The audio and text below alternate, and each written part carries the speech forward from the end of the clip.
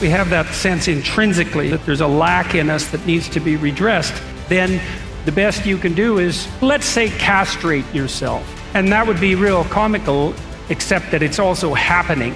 There's a very large number of men who have never had a real word of encouragement in their whole life. There are many women who've never had a positive relationship with anyone male in their life. It's difficult for us to live in harmony with the natural world, and for the natural world to live in harmony with us, by the way. And none of us are all we could be on the social front. And so we have that sense intrinsically that there's a lack in us that needs to be redressed. And unfortunately, that can be weaponized and has been. And what I see happening to young men is that we have this sense in the world that human beings live in antagonism to nature and that we're actually a malevolent force.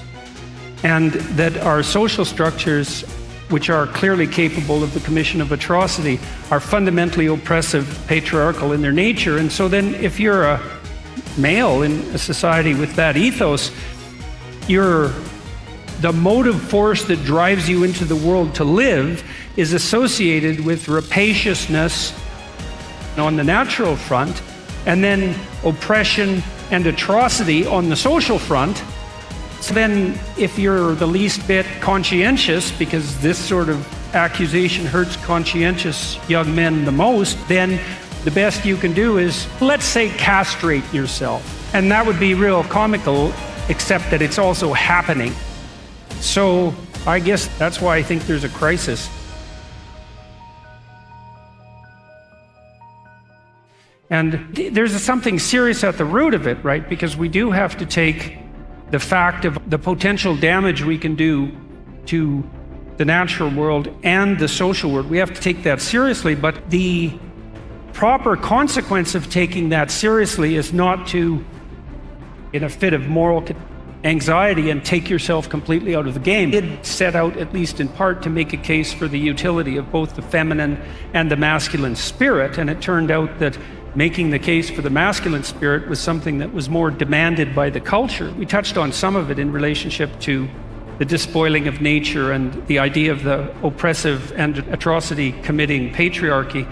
But then there's another issue too, which I think is germane. Because of family fragmentation, there's a very large number of women who there's a very large number of men who have never had a real word of encouragement in their whole life. It's a really sad thing to see that deeply and to have seen that reflected in so many thousands of people. There are many women who've never had a positive relationship with anyone male in their life. And so one of the consequences of that, we know, for example, that younger women are more likely to be attracted to men who show dark triad traits, narcissistic, Machiavellian, and psychopathic. And people who have those traits are characterized by the mimicry of competence.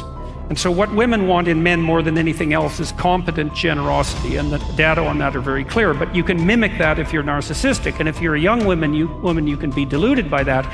It's partly because it points to the problem of dissociating competent confidence from the expression of power. So we could call power, I'll define that as the willingness and ability to use compulsion to attain your aims.